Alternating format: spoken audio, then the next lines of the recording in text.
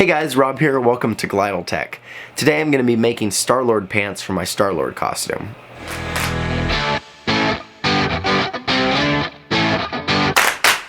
So like I said in the intro, today is all about the Star-Lord pants I made for my Star-Lord costume. I had a lot of fun making these, and I'm really happy that I decided to make them as opposed to try and buy them. I mean, I did look around a lot because I thought buying them would be easier in the beginning, but I couldn't find the right pants. They either were cheap enough that I would be willing to pay for it, but not enough details or the right color. Upwards of $50, $60, $70 where they have more detail that would fit but the wrong color, or they were upwards of $150 where I could get custom made pants, right color, right details, everything. But I didn't want to do either of those options because, one, I couldn't afford the custom pants, and two, the cheap pants weren't, didn't look right, and then the pants that kind of looked right weren't in the right color and didn't have all the right details. So regardless, I scrapped all that and decided I'd rather make the pants. So I had been doing a lot of looking online and on YouTube for other people who have done homemade Star-Lord costumes, DIY Star-Lord costumes, because I wanted to see what they did and if I can get some tips from them. And I had found this one video by Grace Willow, which I will link up here and also down in the description. But Grace did these wonderful Star-Lord pants. I am amazed at the great job she did at these, and I thought they looked amazing and wanted to do those, but I didn't know if I'd be able to. I decided I'd look around online, but after looking around online, decided I'd rather make them. I came back to this video and decided to follow along as best I could. So that's what I did. I got the materials similar to what she did, and I followed along best I could, making slight changes to my pants that would, make it better fit for me. Yeah, that's what I did, and I documented everything, and so I'm going to be showing you guys that right now. So let's get on to the actual video portion of everything.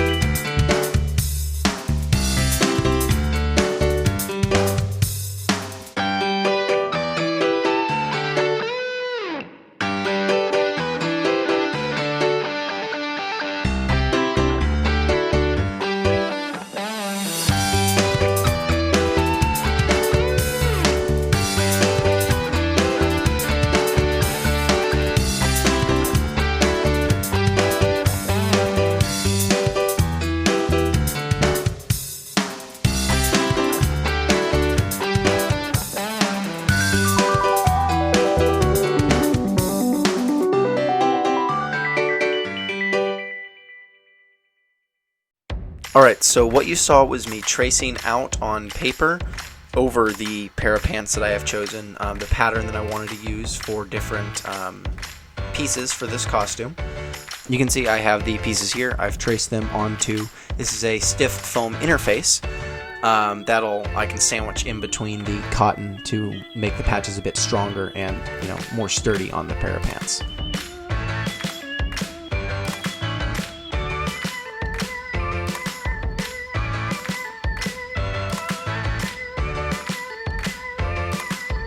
Alright, so here I'm going to trace the foam interface onto the dark brown cotton that I have. It's just a standard cotton I got at Joann's.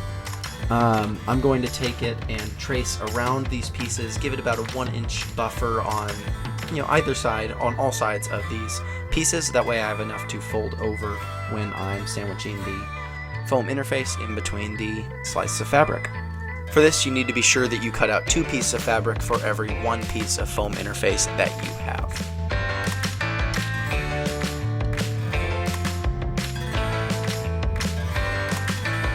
Alright, now all I basically did is I stuck the foam core on top of the fabric and I cut out the center hole for this piece here, and I just used some glue to glue the fabric down to the foam core as I folded it over so it wouldn't peel up on me.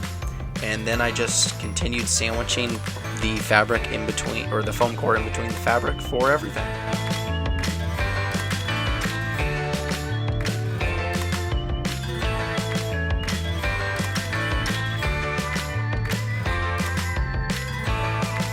Just a reminder, when you're sewing, you want to put the rough edge down. So you'll see I'm gluing some of the fabric down to this side here. I'm going to want to put that side down so the front side that you see of the pants is the smooth, completely fabric side, none of the rough cuts.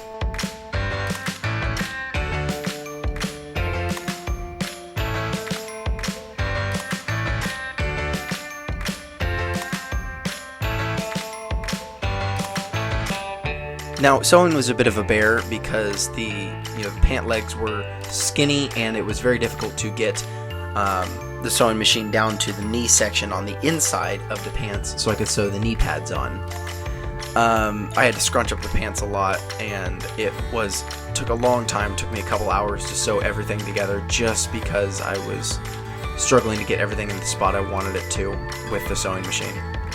All I can say, I don't have much footage of me sewing at all, but all I can say is take your time, make sure everything is where you want it, and then sew it down. So the insides and the outsides of everything, just to make sure you've got everything where you want it. But yeah, make the effort and take the time to do your best and do a good job. Don't rush through this.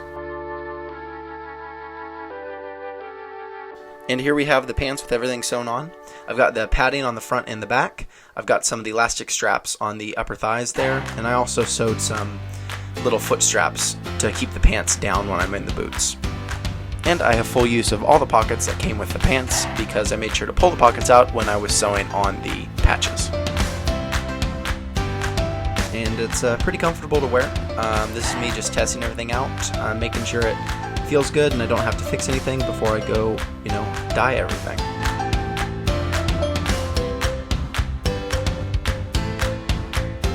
So for the dyeing process, I used RIT dye, specifically the bottles of RIT dye.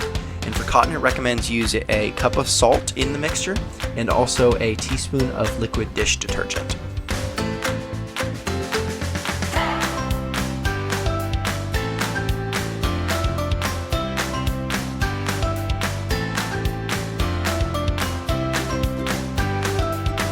So this mixture is half a bottle of wine dye and half a bottle of dark brown dye.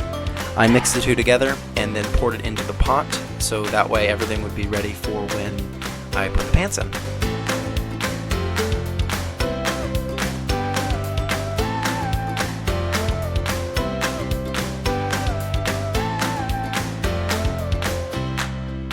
So before I could put the pants into the dye bath, I soaked them in water. Basically just got them all wet, and then I wrung it out so it was only damp, and then I put it into the dye bath. I'm following the instructions on the back of the RIT bottles, so if you have this same dye, you'll be able to figure it out just like I did. But I had to stir my pants for around about 30 minutes. I didn't stir it consistently, like all the time stirring, but I did put it in there and stir it, and then every few minutes I'd come back and stir it some more and flip it around and whatnot. I wanted to be really thorough and make sure I got everything done properly.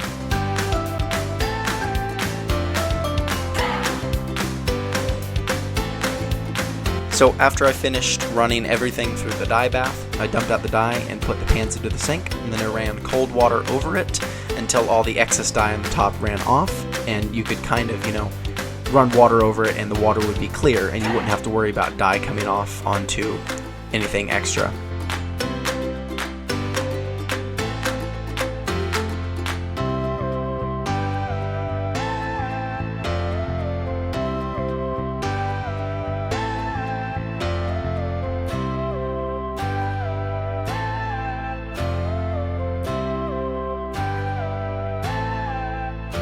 This took quite a while, and my hands got pretty stained. They're really, really red and purplish.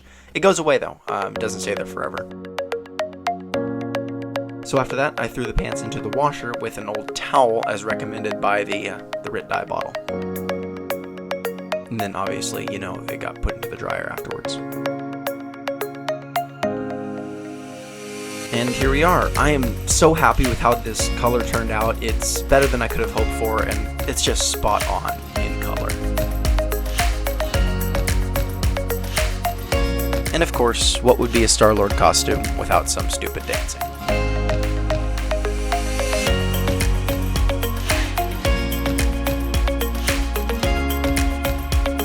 Okay, that's enough of that.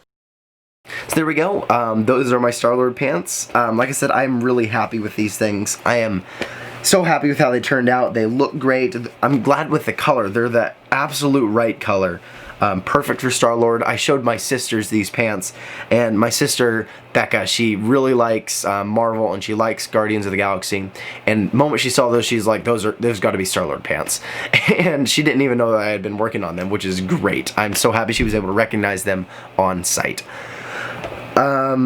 I'm really happy with these. Like I said, I keep saying that. The only thing I would do differently, or two things I'd do differently if I were to make these again, is I would get dark brown stretch cotton as opposed to the just plain cotton that I did get, because the stretch cotton would be able to stretch, obviously, a bit more when I bent my joints.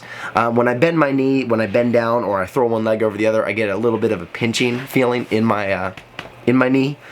Which isn't unbearable, but I would definitely rather have some stretch cotton that would stretch a bit better with that if I were ever to do these again. And then the other one is I'd go a little slower when I was sewing on all the details, because my lines aren't fully like, straight, perfect, symmetrical lines and everything. They do waver a bit, and there's some sections I had to go over multiple times, so there's multiple, squiggly lines everywhere. Good thing is you can't see it from a distance because of the dyeing and everything, but yeah, I'd do it slightly differently if I'd go slower if I had to do it again. But yeah, that's about all I have for today. Thank you guys so much for watching. I hope you enjoyed the video. If you want to see some more of my Star-Lord costume, you can check it out over here. Up top is where I modified the Star-Lord blaster from Ruby's, and then down below you can see where I reviewed the jacket and the shirt that I got for the costume. As always, if you want to see more content, please subscribe, and I'll see y'all in the next one.